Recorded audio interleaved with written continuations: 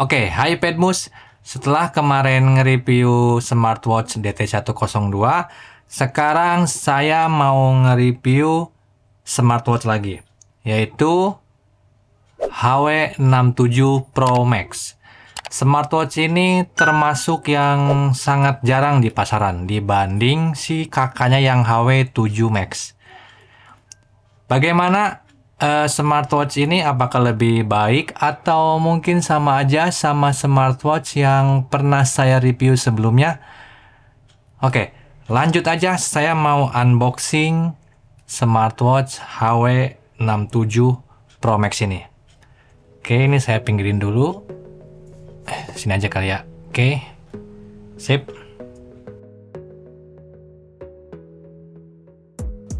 Oh, ini bedanya ya, sama dari kemasannya udah beda. Ini udah ada barcode-nya. Kesannya kayak barang yang masuk resmi gitu ya.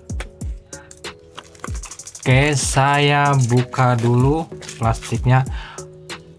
Oke, di bagian sini ada Wearfit Pro. Yang jelas ini adalah aplikasinya. Perbedaannya sama DT102, kalau DT102 pakai aplikasinya Wear Pro, sedangkan HW67 Pro Max pakai Wear lah, terserah lah, Wearfit Pro. Oke, bagian sini ada tulisan HW67 Pro Max. Bagian tengahnya ada gambar dua smartwatch dengan angka 7 yang nandain kalau smartwatch ini mirip sama iWatch 7 atau cloningnya gitu ya. Oke, bagian atas ada NFC. Sama kayak si DT102 ada NFC juga yang kemungkinan besar fungsinya bakal sama. Cuma buat akses ke smart door aja. Oke, bagian bawah sini ada tulisan 1,9 inch. Layarnya lebih kecil 0,9 inch dari si DT102. Bagian sini ada logo heart rate monitoring, 120 MB RAM dan wireless charging. Bagian bawah ada spesifikasi singkat, model, barcode untuk scan download si Wearfit Pro-nya, kemudian ada made in China. Oke, saya langsung unboxing aja. Pertama buka udah disuguhin watch face-nya si biasa iWatch 7. Oke, saya buka. Isinya pertama ada buku manual, user manual yang kebanyakan orang pasti jarang baca. Saya langsung pinggirin aja. Ini lebih rapi ya dibanding si DT102 kemarin. Oke, nah ini strapnya, bahannya cukup halus. Ya mirip-mirip lah sama smartwatch yang pernah saya review sebelumnya.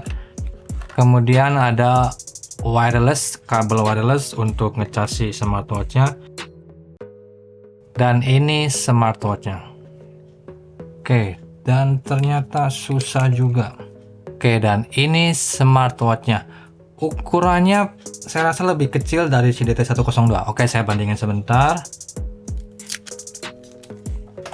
Nah, ini si DT102. Ya, jelas lebih kecil sedikit dibanding si DT102.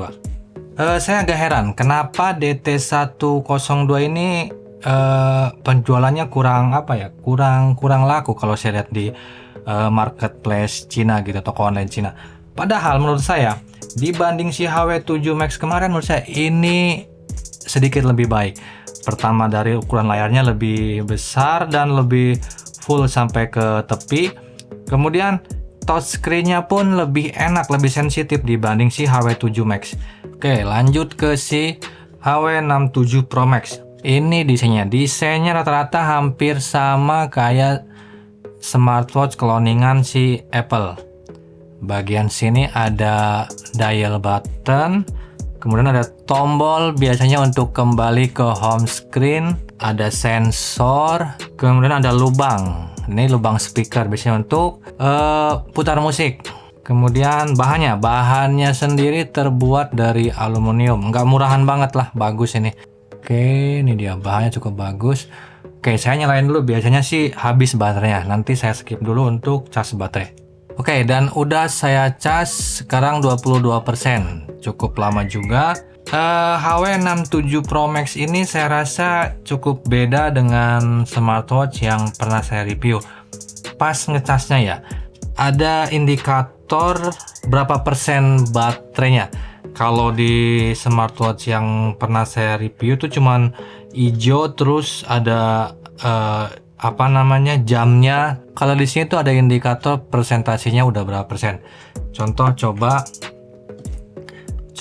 di si DT10.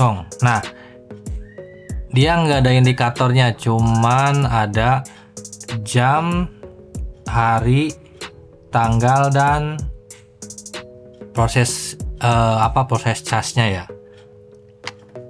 Oke, sebelum lanjut saya mau konekin dulu ke smartphone-nya. Oke, karena saya udah download, saya tinggal konekin aja ke si smartwatch-nya. Nah, ini dia, udah ada HW67 Pro Max. Saya konekin. Oke, dan ini beberapa tema atau watch face-nya yang bisa kalian download. Ada yang berbayar, ada juga yang gratis. Contoh saya download yang ini.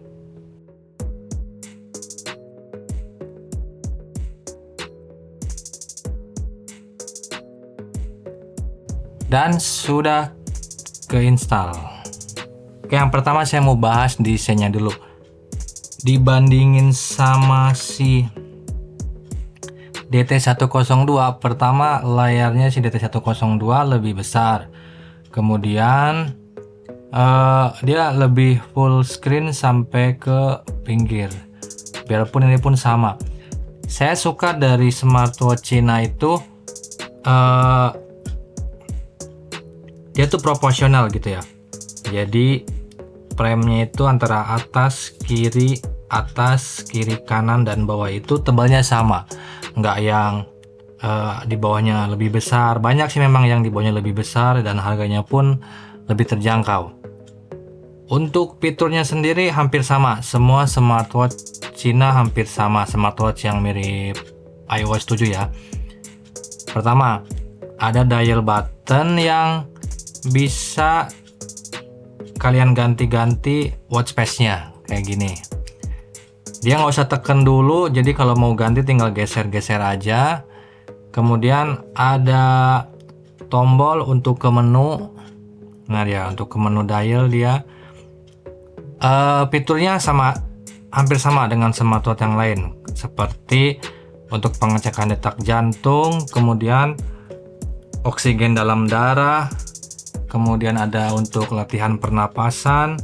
Fitur olahraganya pun lengkap, ada outdoor running, cycling, kemudian sit up, main bola, dan lain-lainnya.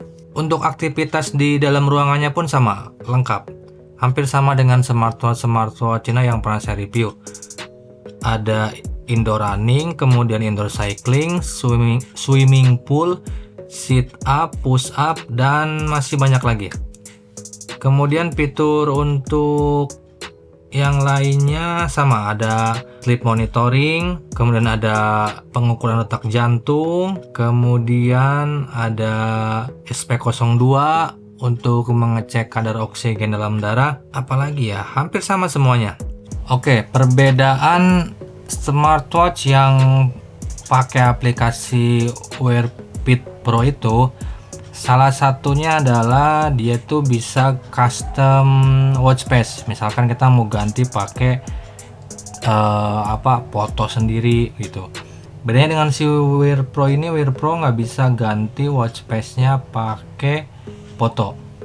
Dan satu lagi yang sangat disayangin dari HW67 Pro Max ini, absennya fitur always on display. Nggak kayak di DT102 yang punya automatic always on display. Jadi setelah 10 detik always on display-nya bakal mati kayak gini. Nanti setelah 10 detik bakal hilang atau mati.